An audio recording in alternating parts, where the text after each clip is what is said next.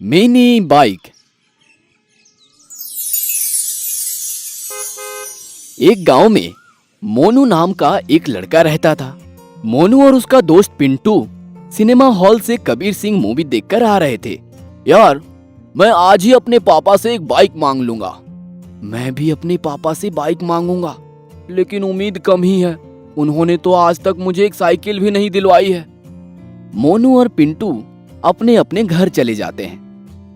पापा, एक बाइक दिलवा दो ना, फिर आप जो कहोगे वो करूंगा। पूरी रात पढ़ाई करूंगा, लाइट चली जाएगी तो लालटेन जलाकर पढ़ाई करूंगा। लेकिन हमारे घर तो लालटेन है ही नहीं। तो पापा कोई बात नहीं, खरीद लेंगे। और पापा, जहां कहोगे वहां शादी करूंगा। इधर मोनू भी अपने पापा से जाकर कहता है, पापा एक बाइक दिलवा दो, बड़ी जरूरत महसूस होती है। इंटर में इस साल तीसरी बार फेल हो रहा है। पढ़ाई की जरूरत महसूस नहीं होती, बाइक की जरूरत महसूस होती है। चुपचाप जाकर दुकान पर बैठ जा, नहीं मिलेगी बाइक। अगले दिन मोनू पिंटू से मिलता है। पिंटू के पास एक शानदार बुलेट बाइक होती है।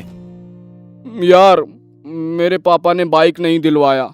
क्या तू कभी कभी अपनी बाइक मुझे चलाने देगा? बस कभी कभी पिंकी को घुमाने ले जाया करूंगा। भाई, दोस्ती यारी केवल सिनेमा हॉल तक ठीक है, नई बाइक है मैं नहीं देने वाला भाई। मोनू को पिंटू की बातें सुनकर बहुत बुरा लग जाता है और वो मन में सोचता है, बाइक तो मैं किसी भी तरह लेकर ही रहूंगा। मोनू इंटरनेट पर पुरानी बाइक सर्च करता है। एक वेबसाइट पर उसे मात्र 999 की बाइक दिखती है। मोनू तुरंत बाइक ऑनलाइन ऑर्डर कर लेता है। अगले दिन बाइक एक छोटी सी पेटी में आती है। अरे, बाइक पेटी में कैसे आ गई? मोनू पेटी को खोलकर देखता है तो पेटी में एक छोटी सी खिलौने वाली बुलेट बाइक निकलती है। पेटी में एक बुक भी निकलती है जिसमें बाइक के बारे में पूरी जानकारी दी हुई होती है। मोनू जानकारी पढ़ता है। मिनी बाइक को पावर बैंक से भी चार्ज किया जा सकता है। मिनी बाइक 5 किलोमीटर प्रति घंटे के हिसाब से चल सकती है। मिनी बाइक को घर के अंदर भी यूज कर सकते हैं।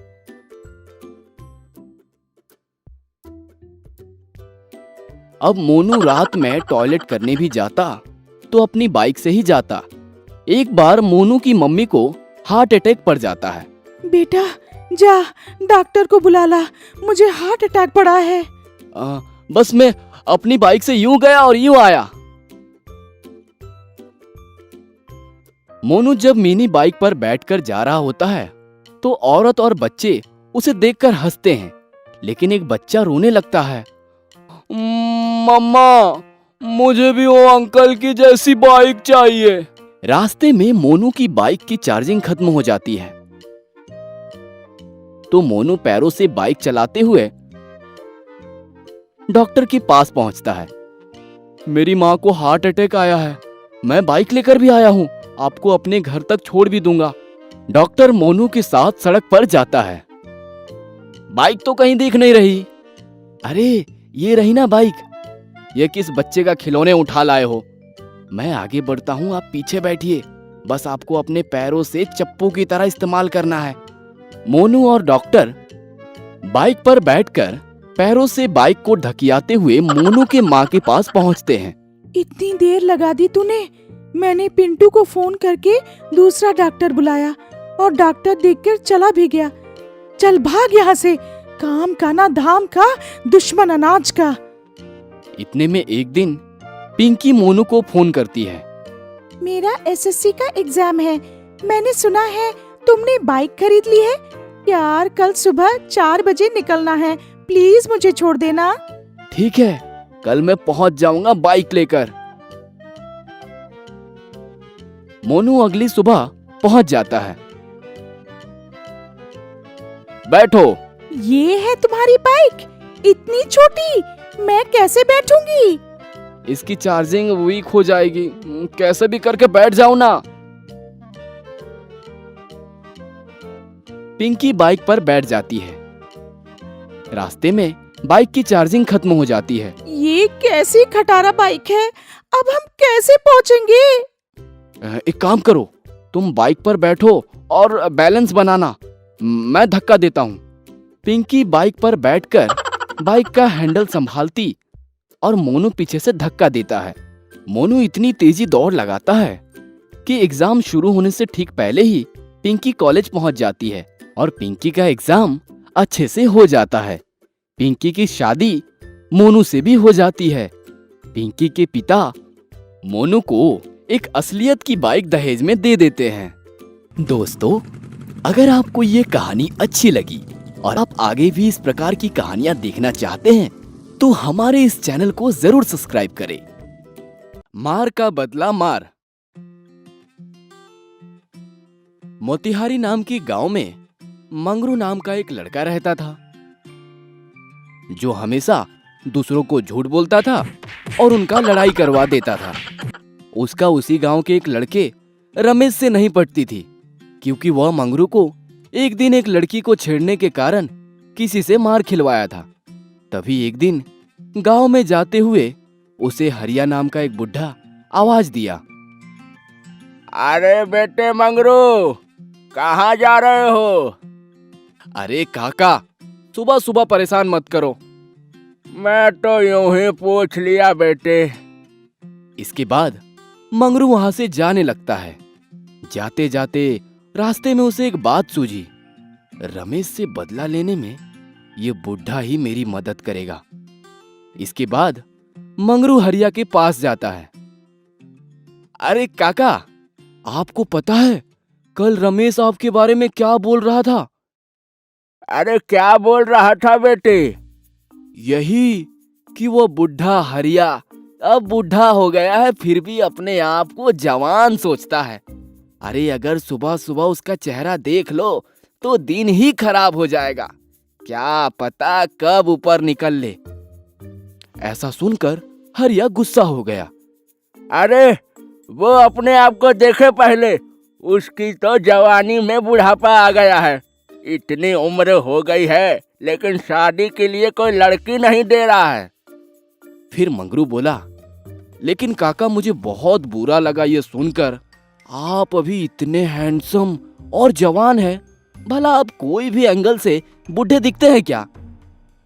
मंगरू की ये बातें सुनकर हरिया बहुत खुश हो गया और साथ ही साथ रमेश पर गुस्सा भी हुआ और बोला, एक बार बस मुझे वो रमेश मिल जाए, फिर बताता हूँ मैं उसको। ये बोलकर हरिया वहां से चला जाता है। तब मंगरू सोचता है, अच्छा हुआ, अब मजा आएगा जब काका रमेश की क्लास लेंगे। तभी रमेश दूध बेचकर गाना गाते हुए कहीं से आ रहा होता है। आज मौसम बड़ा बेईमान है बड़ा। तभी उसे आगे से मंगरू आता हुआ दिखता है। तो रमेश बोलता है, अरे ओ मंगरू। हाँ। अरे कहाँ भागे जा रहे हो भाई, इधर आओ। मंगरू उसके पास आया और रमेश कुछ बोलने ही वाला था, उससे पहले ही मंगरू बोला, अरे रमेश भाई, और धंधा पानी कैसा चल रहा है?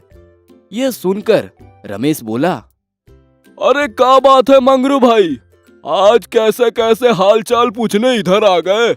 सुनने में तो आया था कि तुम मुझसे नाराज हो। अरे भाई, तुमसे मैं क्यों नाराज होऊंगा?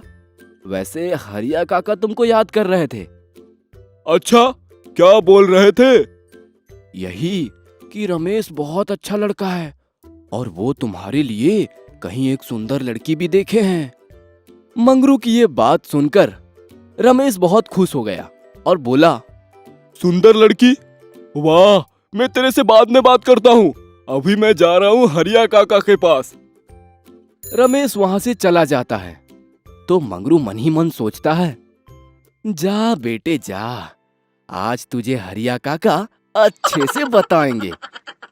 इधर रमेश खुश होते हुए हरिया काका के पास जाता है। रमेश को देखकर हरिया काका बहुत गुस्सा हो जाते हैं। आओ बेटे, मैं तुम्हारा ही इंतजार कर रहा था। क्या बात है, आजकल तुम मेरी बहुत तारीफ करते हो। अरे काका, आप तारीफ के लायक तो हैं। इसके बाद हरिया लाठी उठाता है और उसे 2-4 लाठी लगा देता है। ओ, ओ, अरे मुझे क्यों मार रहे हो? अरे काका, मुझे क्यों मार रहे हो? मैंने क्या किया? हरिया कुछ बोलता ही इससे पहले मंगरू आ गया और बोला, अरे रमेश भाई, शायद काका का मूड अभी ठीक नहीं है, चलो बाद में आना, चलो चलो चलो। लेकिन मैंने क्या किया? अरे कोई लेकिन वकीन नहीं, तुम चलो यहां से। मंगरू रमेश को जैसे तैसे समझाकर हरिया काका के पास से ले जाता है और मन ही मन सोचता है, बेटे तुम मुझे पिटवाया था ना, और आज मैं तुझे पिटवाया, इसे कहते हैं मार का बदला मार। और इस तरह मंगरू रमेश से अपना बदला पूरा किया।